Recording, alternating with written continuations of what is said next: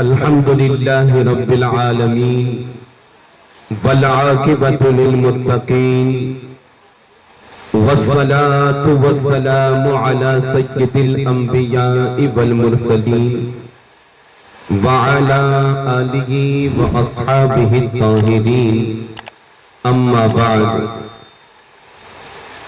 أعوذ بالله من الشيطان الرجيم بسم الله الرحمن الرحيم يا أيها الذين آمنوا استعينوا بالصبر والصلاة إن الله مع الصابرين صدق الله العظيم وبلغنا رسوله النبي الأمين المتين الكريم ونحن على ذلك لمن الشاهدين والشاكرين والحمد لله رب العالمین۔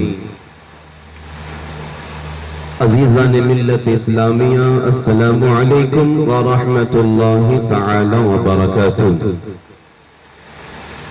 آئیے اس سے پہلے کہ ہم اپنی گفتگو کی جانب بڑھیں، ادب و احترام کے ساتھ رب کے محبوب، ہم سب کے مطلوب، دانائے غیوب، ہادی سبل ختم الرسل مولائے کل، مکی سردار مدنی تاجدار یعنی جناب احمد مختار، نائب پروردگار کی بارگاہ عالی وقار میں درود پاک کا تحفہ پیش کر لے۔ اللہم صلی علی سیدنا و مولانا محمد معدن الجود والکرم منبع العلم والحلم والحکم وعلى آلہ وبارک وسلم صلاة وسلاما علیک یا رسول اللہ، صلاة وسلاما علیک یا حبیب اللہ صلی اللہ علیہ وسلم۔ عزیزان ملت اسلامیہ، جب حضرت ابو بکر صدیق رضی اللہ تعالی عنہ اس دار فانی سے کوچ کر گئے، اس دنیا کو خیر آباد کہہ کر اس دنیا سے رخصت ہو گئے، جب ان کی وفات ہو گئی، ان کے بعد دوسرے نمبر پر حضرت فاروق اعظم عمر رضی اللہ تعالی عنہ خلافت کے منصب پر فائز ہوئے۔ پہلے خلیفہ صدیق اکبر، دوسرے خلیفہ فاروق اعظم۔ اور کربلا کو اگر سمجھنا ہے تو جب تک ہم خلافت کو نہیں سمجھیں گے کربلا سمجھ میں نہیں آئے گا۔ اسی لیے ان حضرات کی خلافت کو سمجھنا ضروری ہے، تاکہ جب کربلا کی گفتگو ہو تو اسے ہم بخوبی سمجھ سکیں اور ہمارے عقیدے میں اور مضبوطی پیدا ہو، اسلام کے متعلق ہمارا عقیدہ اور مضبوط ہو۔ چنانچہ فاروق اعظم رضی اللہ تعالی عنہ کے کرامتوں کو بیان کرتے ہوئے حضرت امام نعیم اپنی کتاب دلائل میں حضرت عمر بن حارث رضی اللہ تعالی عنہ سے روایت کرتے ہیں کہ جمعہ کا دن تھا، فاروق اعظم رضی اللہ تعالی عنہ منبر پر تشریف فرما تھے، خطبہ دے رہے تھے کہ اچانک دوران خطبہ آپ نے یا ساریت الجبل یا ساریت الجبل یا ساریت الجبل پکارا، اور پھر خطبہ دوبارہ شروع کیے۔ خطبہ ختم ہوا، نماز جمعہ سے لوگ فارغ ہوئے تو حضرت عبد الرحمن بن عوف رضی اللہ تعالی عنہ آپ کی خدمت میں حاضر ہوئے اور عرض کرنے لگے، یا امیر المؤمنین، آپ خطبہ دے رہے تھے لیکن کیا دیکھا ہم نے کہ خطبہ کے درمیان آپ نے خطبہ چھوڑ کر یا ساریت الجبل پکارنے لگے. آخر معاملہ کیا ہے کچھ سمجھ میں نہیں آیا. فاروق اعظم رضی اللہ تعالی عنہ ارشاد فرماتے ہیں کہ میں خدا کی قسم میں ایسا کہنے پر مجبور ہو گیا تھا کیونکہ میں منبر سے دیکھ رہا تھا کہ حضرت ساریہ رضی اللہ تعالی عنہ کفار سے جنگ کر رہے ہیں, مسلمان کفار سے لڑ رہے ہیں اور کفار پہاڑ کے اطراف سے مسلمانوں کو گھیرے ہوئے ہیں. تو میں نے مجھ سے رہا نہ گیا اور میں نے خطبے کے درمیان میں ہی کہا اے ساریہ پہاڑ کی طرف ہو جاؤ, پہاڑ کی طرف ہو جاؤ. اللہ اللہ. جب یہ واقعہ ہو گیا چند روز کے بعد حضرت ساریہ رضی اللہ تعالی عنہ کا ایک قاصد آپ کا خط لے کر حاضر ہوا جس میں لکھا ہوا تھا کہ جمعہ کے دن ہم کفار سے جنگ کر رہے تھے, کفار سے لڑ رہے تھے اور ہم قریب تھا کہ ہم شکست کھا جاتے, لیکن عین نماز جمعہ کے وقت ہم نے ایک آواز سنی کہ یا ساریت الجبل, کہ کوئی کہنے والا کہہ رہا تھا اے ساریہ پہاڑ کے طرف ہو جاؤ. لہٰذا ہم پہاڑ کی طرف متوجہ ہوئے اور اللہ نے ہمیں فتح عطا فرمائی, اللہ نے ہماری نصرت فرمائی کہ ہم کفار پر غالب رہے اور ہم کامیاب ہو گئے اور جنگ جیت گئے. اللہ اللہ. اب آؤ میں آپ کو لے چلو. حضرت ساریہ رضی اللہ تعالی عنہ کہاں پر جنگ لڑ رہے تھے؟ نہاوند میں جنگ لڑ رہے تھے جو ایران کے صوبہ آذربائیجان کے پہاڑی علاقے میں سے ایک علاقہ ہے. اب وہاں کی اور مدینے کی مسافت کیا ہے؟ مدینے میں فاروق اعظم منبر پر تشریف فرما ہے. حضرت ساریہ جو ہے نہاوند میں لڑائی کر رہے ہیں, جنگ میں مشغول ہے. اشعت اللمعات کے حاشیہ میں لکھا ہوا ہے کہ مدینہ سے نہاوند کی جو مسافت ہے, وہاں کی جو دوری ہے, اس دور میں ایک انسان اگر پیدل سفر کرے تو 1 مہینہ سفر کرنے کے باوجود وہ نہاوند نہیں پہنچ سکتا تھا. اللہ اللہ. مسافت کتنی دوری کی ہے؟ 1 مہینے کی مسافت ہے, لیکن مدینے میں فاروق اعظم موجود ہے, ساریہ نہاوند میں جنگ لڑ رہے ہیں. تو آج کے دور میں اگر یہ کام ہوتا, یہ واقعہ ہوتا تو ہمارے عقل فوراً تسلیم کرتی, کیونکہ آج ٹیکنالوجی کا زمانہ ہے, انٹرنیٹ عروج پر ہے, ٹیکنالوجی عروج پر ہے. آج کے دور میں ایک لمحے میں انسان کہاں سے کہاں اپنی آواز کو پہنچا رہا ہے, کہاں سے کہاں اپنے میسیجز کو پہنچا رہا ہے. لیکن قربان جائے فاروق اعظم کی عظمت پر اللہ نے وہ طاقت عطا فرمائی کہ فاروق اعظم منبر رسول پر جلوہ بار ہے.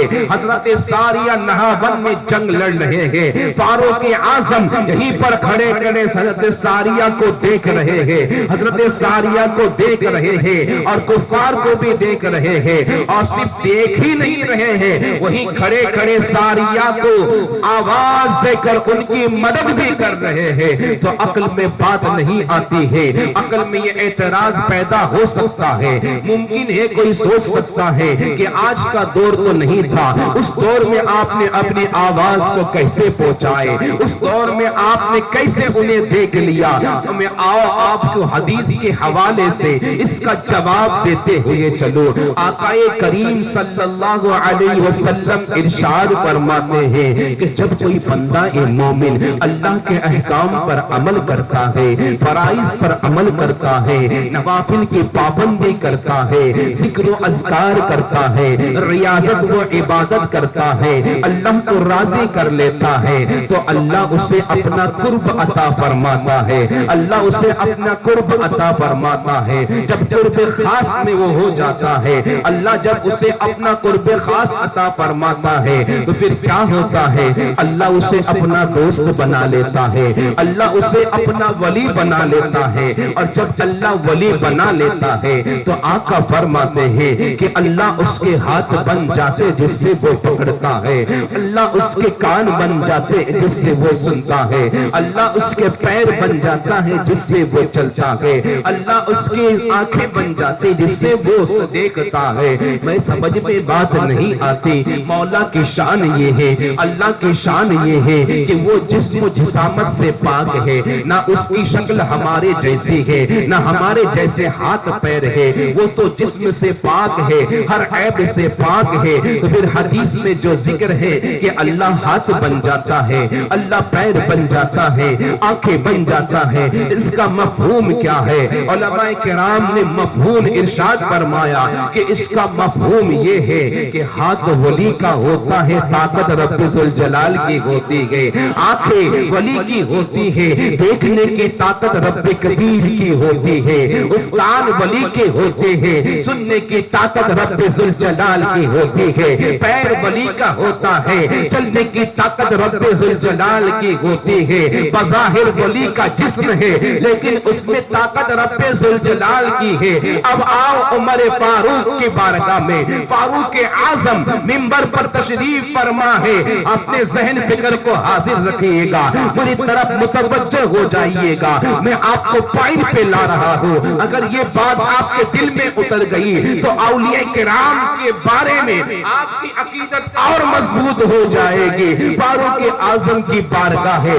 फारूक आजम मिंबर पर तशरीफ फरमा है। अब फारूक आजम मिंबर पर मदीने में है, सारिया नावंद में जंग लड़ रहा है, फारूक आजम वहीं पर खड़े हैं। अब फारूक आजम की आंखें हैं, रब्बुल जलाल की ताकत है, फारूक वहीं से देख रहे हैं। फारूक आजम की ज़बान है, रब्बुल जलाल की ताकत है, सारिया को वहीं से खड़े खड़े आवाज दे रहे हैं। और सिर्फ आवाज ही नहीं दे रहे हैं, आवाज देके उनको पहाड़ की तरफ होने का हुक्म फरमा रहे हैं और उनकी मदद भी कर रहे हैं। अल्लाह अल्लाह। फिर अक्ल ने एक सवाल पैदा किया, ये बात समझ में नहीं आती है, आज हम भी जिंदा हैं, आप भी जिंदा हो, अल्लाह अल्लाह। एक वली जब वली बनता है, उलायत के मकाम पर फाइज होने से पहले आम इंसान होता है। तुम भी एक आम इंसान हो, मैं भी एक आम इंसान हो, लिहाजा जब वली वली नहीं होता है तो उसकी भी जो आंखें होती हैं, उसके भी कान होते हैं, उसके भी पैर होते हैं, उसके भी हाथ होते हैं, लिहाजा वो आंखों से देखता जरूर है,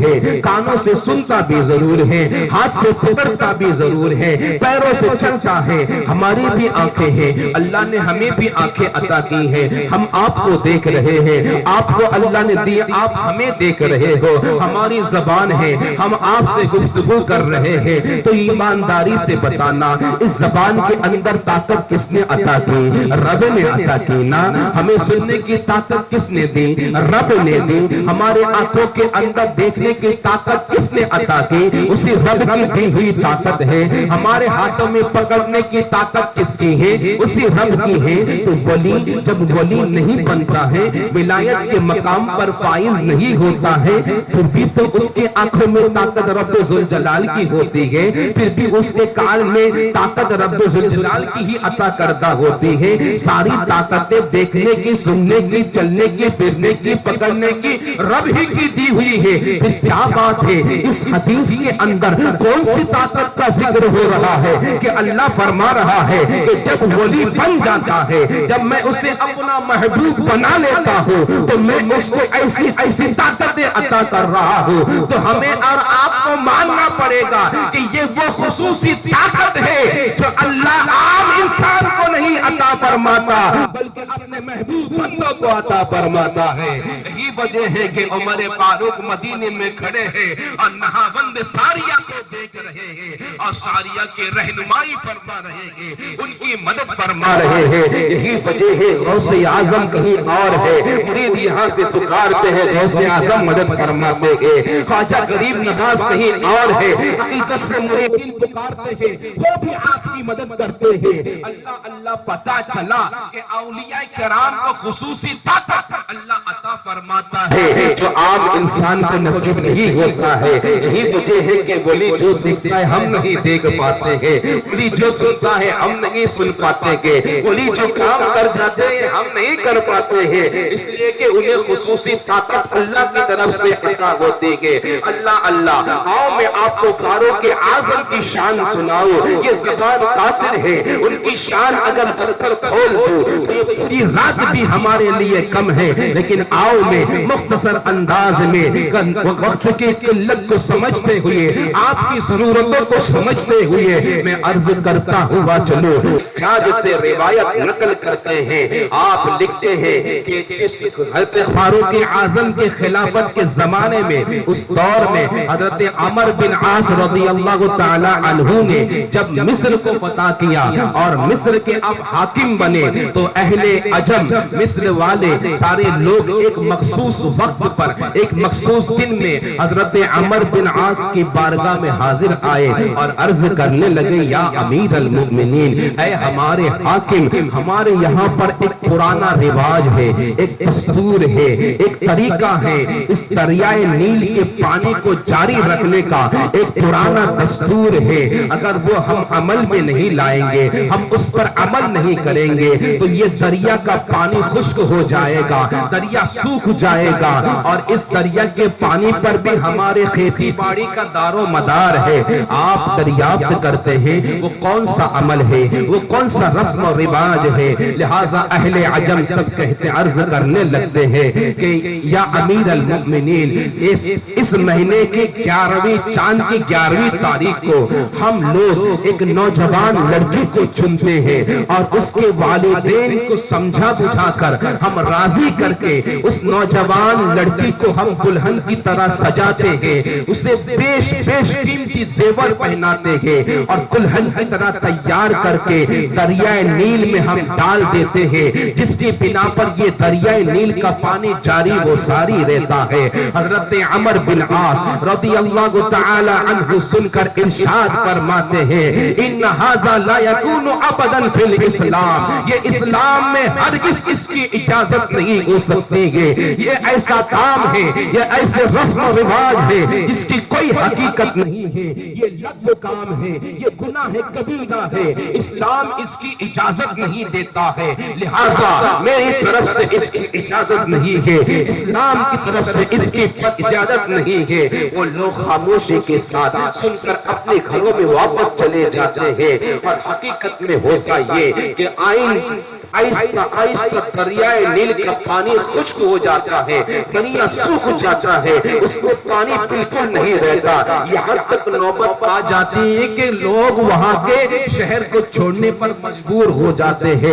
حضرت عمر بن عاص, عمر بن خطاب فاروق اعظم کی بارگاہ میں خط روانہ فرماتے ہیں اور ساری حالت کو بیان کرتے ہیں. خط کا جواب عمر فاروق کی طرف سے آتا ہے کہ اے عمر بن عاص, تم نے صحیح فرمایا اور تم نے صحیح نصیحت کی کہ اسلام ایسے خرافاتی کام کی اجازت نہیں دیتا ہے. لہٰذا سنو, میں اس خط کے ساتھ میں ایک رکا بھیج رہا ہوں, ایک چٹھی اور بھیج رہا ہوں, اس چٹھی کو لے جا کر دریائے نیل کے حوالے کر دینا.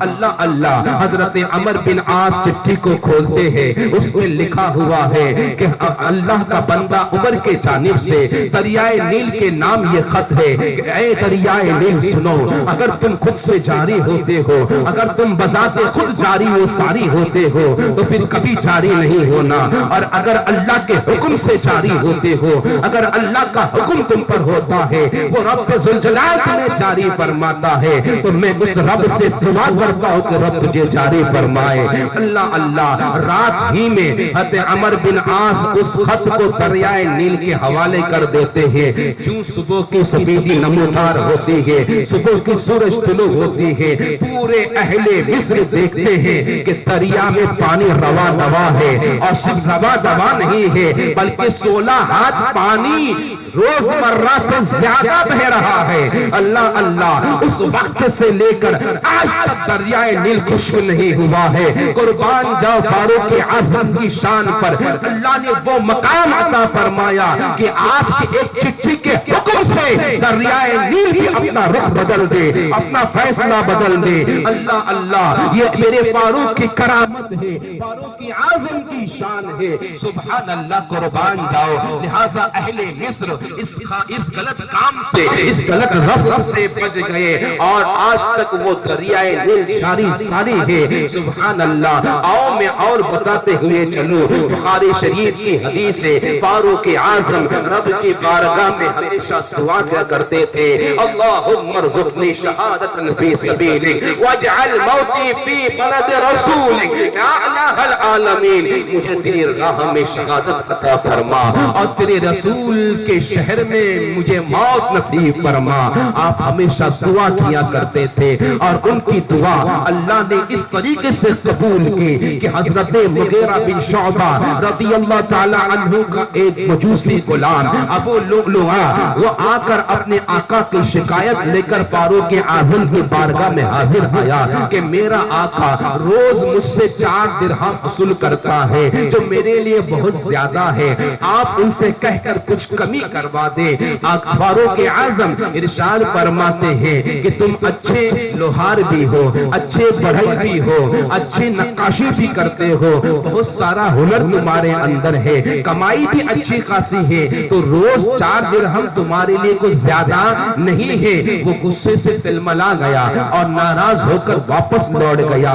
چند دنوں کے بعد عمر فاروق نے اسے دوبارہ طلب فرمایا، دوبارہ بلایا۔ بلانے کے بعد آپ ارشاد فرماتے ہیں کہ تیرا تو دعویٰ تھا، تو کہتا تھا کہ میرا اگر حکم ہو تو مجھے ایسے چکی بنا کر دے گا جو ہوا سے چلے گی۔ اللہ اللہ، اتنا سننا تھا، وہ تیور بدل کے جواب دیتا ہے کہ ہاں میں ایسی چکی تیار کروں گا کہ قیامت تک لوگ آپ کو یاد کریں گے۔ اللہ اللہ یہ کہہ کر گزر جاتا ہے۔ فاروق اعظم ارشاد فرماتے ہیں کہ اس لڑکے نے مجھے موت کی دھمکی دے کر گیا ہے لیکن کوئی کارروائی نہیں کرتے ہیں۔ ادھر یہ مجوسی غلام دل میں ٹھان لیتا ہے کہ فاروق اعظم کو میں قتل کر کے رہوں گا۔ ایک خنجر کو تیز کرتے ہیں، خنجر کو زہر میں بھجا کر اپنے پاس رکھ لیتے ہیں۔ فجر کی نماز کے وقت جب فاروق اعظم مصلی پر کھڑے ہوتے ہیں، آپ کی عادت تھی تکبیر کہنے سے پہلے آپ صفوں کو سیدھی کرنے کا حکم دیتے تھے۔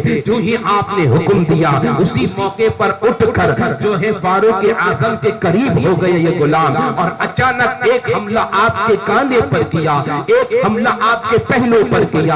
اتنا کرنا تھا فاروق اعظم نیچے گر پڑے زمین پر۔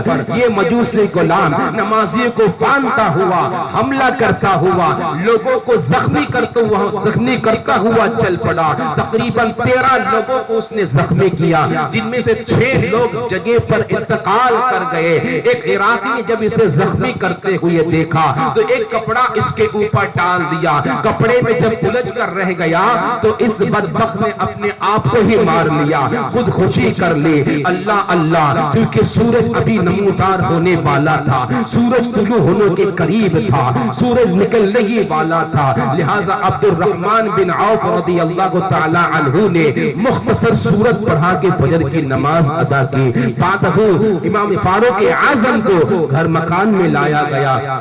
سب سے پہلے آپ کو نبیذ پلایا گیا۔ آپ کے زخم کی حالت یہ تھی کہ جیسے ہی نبیذ پیٹ میں گیا عطلیوں سے زخم سے باہر آ گیا۔ پھر آپ کو دودھ پلایا گیا، دودھ بھی باہر آ گیا۔ آپ سمجھ گئے کہ اب میرا سفر آخرت شروع ہونے والا ہے، میں عنقریب اس دنیا سے رخصت ہونے والا ہوں، یہاں کا آب و دانہ میری ختم ہو چکی ہے، اب آخرت کی نعمتیں میرا انتظار کر رہی ہے۔ اللہ اللہ، روایت دیگر یوں آتا ہے کہ آپ کو جب آپ کا آپریشن کیا گیا، یعنی آپ کے جسم کو ٹاکا لگایا گیا، جب زخم کو سیلا گیا، روایت میں آتا ہے کہ تو ڈاکٹر نے آپ سے کہا کچھ دن کے لیے نماز آپ جو ہے کسی اونچی جگہ پر پڑھیے، زمین پر سجدہ نہ کیجئے۔ فاروق اعظم ارشاد فرماتے ہیں کہ کیا میں اپنے رب کے سامنے جھکنا اپنی جان کی وجہ سے چھوڑوں دوں یہ فاروق سے نہیں ہو سکتا ہے۔ آپ اس حال میں بھی رب کی بارگاہ میں زمین پر سجدہ کرتے تھے۔ روایت میں آتا ہے کہ ایک بار آپ سجدے میں گئے اور ٹانکے ٹوٹ گئے، وہ اجڑی باہر آ گئی اور آپ انتقال فرما گئے۔ دوسری روایت میں کچھ اور ملتا ہے، لہٰذا اسی زخم کے بنا پر آپ 10 سال 6 مہینہ 4 دن جو ہے خلافت کے منصب پر رہ کر اس تارے پانی کو کوچ کر گئے۔ مرنے سے پہلے آپ نے اپنے صاحبزادے کو بلائے، عبداللہ کو حاضر کیے، عبداللہ سے ارشاد فرمائے کہ جاؤ جتنے لوگوں کے قرضے ہیں ان کے قرضے ادا کر دو، اگر کمی پڑی تو فلانے سے لے لینا، کم ہو جائے تو فلاں قبیلے سے لے لینا۔ اور پھر ارشاد فرماتے ہیں جاؤ اماں عائشہ کے پاس اور عرض کرو کہ ابا حضور اپنے دونوں دوست کے پہلو میں لیٹنا چاہتے ہیں، وہیں پر دفن ہونا چاہتے ہیں، یعنی صدیق اکبر سرور کونین کے پہلو میں مجھے جگہ دی جائے۔ اماں عائشہ کی بارگاہ میں عبداللہ حاضر آتے ہیں، ابا حضور کی خواہش کو ظاہر کرتے ہیں۔ اماں عائشہ ارشاد فرماتی ہیں اس جگہ کو تو میں نے اپنے لیے خاص کر رکھا تھا، لیکن آج میں اپنے ذات پر فاروق کو ترجیح دیتا ہوں، دیتی ہوں اور یہ جگہ انہیں میں عطا کرتی ہوں۔ یہ سن کر فاروق اعظم خوش ہوئے، خدا کا شکر ادا کیے اور اس کے بعد آپ کا انتقال ہو گیا اور اس طریقے سے آپ شہید ہو گئے۔